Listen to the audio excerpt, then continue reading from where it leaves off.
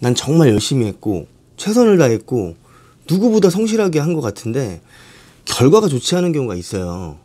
이런 것들이 쌓이다 보면 기운도 빠지고 자괴감에 빠지는 경우가 있습니다.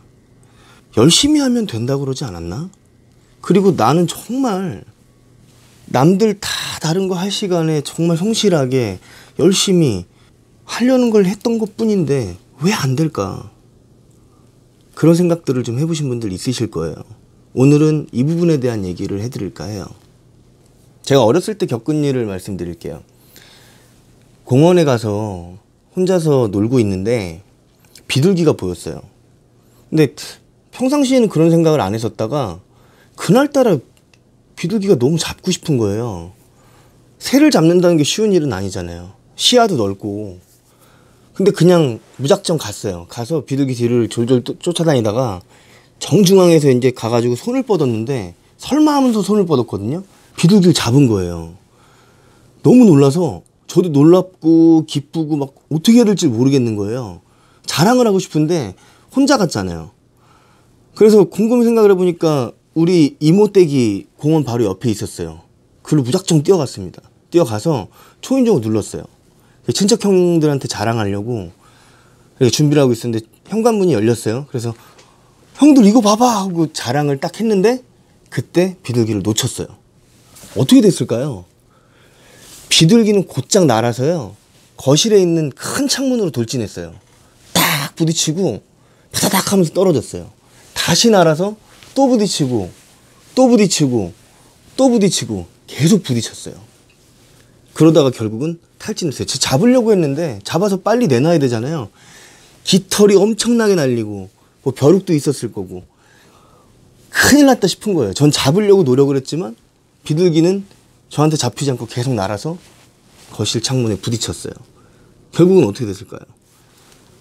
기절했어요. 비둘기를 잡았죠. 잡아서 밖으로 내놨습니다. 죽었는지 살았는지. 일단 혼날 것 같으니까 이모한테. 근데 정말 웃긴 건 현관문은 열려 있었어요. 제가 여기서 말씀드리고 싶은 건 뭐냐면 비둘기는 정말 열심히 했죠. 정말 열심히 탈출하기 위해서 애를 썼습니다. 근데 결국은 탈출했나요? 비둘기도 처음엔 부딪힐 수 있어요. 근데 한번 부딪히고 나서 뭔가 이상하다는 걸 감지를 하고 침착하게 주변을 좀 둘러보고 현관문이 열려 있다는 걸 체크를 하고 그 다음에 그쪽 방향으로 나가기 위해서 열심히 했다면 결과는 좀 달랐을 수도 있습니다. 제가 말하고 싶은 게 이 부분이에요. 열심히라는 행위 자체도 중요하지만 방향도 중요하다는 거. 그걸 얘기를 해드리고 싶어요. 여러분들 벡터랑 스칼라가 뭔지 아세요? 쉽게 표현할게요. 속도랑 속력. 속력은 빠르기의 절대치예요. 속도는요, 속력에 방향성이 들어간 겁니다. 그래서 시속 60km의 속력으로 가고 있다 라고 한다면 속력이라는 말이 맞아요. 근데 남쪽 방향으로 60km의 속력으로 가고 있다. 혹은 뭐 부산 방향으로 시속 60km의 속력으로 가고 있다 라고 할 때는 방향이 포함됐을 때는 속도라는 말을 쓰는 거죠. 속력이 아니고. 자, 아무리 빠른 속력으로 가고 있다고 하더라도 방향이 반대 방향이라면 목적지에 도착할 수 있는 건 아니잖아요.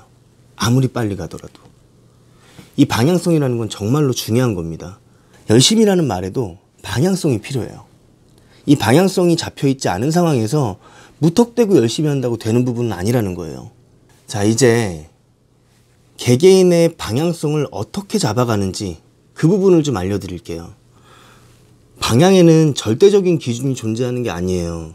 뭐 유명한 저자라든지 성공한 사람이라든지 그런 사람들이 얘기하는 부분들이 무조건 맞다라는 건 아닙니다.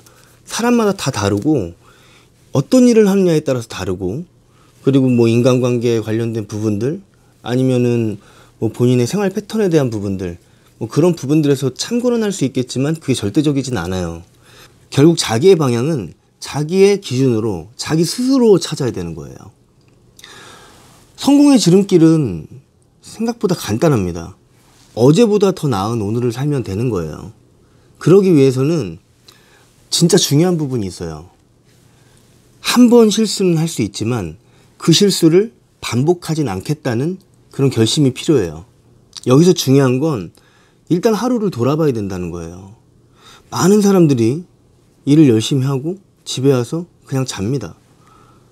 어떤 것들이 좋았고 어떤 것들이 부족했는지를 판단할 수 있는 나름대로의 시간이 필요한데 그런 과정이 없는 거죠. 하루를 돌아보고 잘된 것과 잘못된 것들을 메모하고 체크하는 습관을 가지셔야 돼요. 그리고 잘못된 것들은 다시는 하지 않는 겁니다.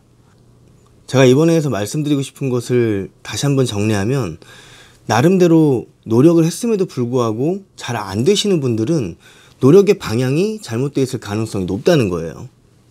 그리고 그 방향은 사람마다 달라서 결국은 본인이 찾아내야 되는 부분이에요. 그 올바른 방향을 찾기 위해서는 가장 중요한 것이 실수를 반복하지 않는 게 중요합니다. 그리고 그 실수를 찾아내기 위해 하루를 돌아보는 시간이 필요한 거예요. 그런 피드백 없이는 잘된 것과 잘못된 것들을 모르기 때문에 계속 같은 실수를 반복하게 될 거라는 거예요. 매일매일 하루를 돌아보고 성찰하고 메모하는 과정에서 얻어야 할 것은 올바른 방향을 찾는 부분이에요.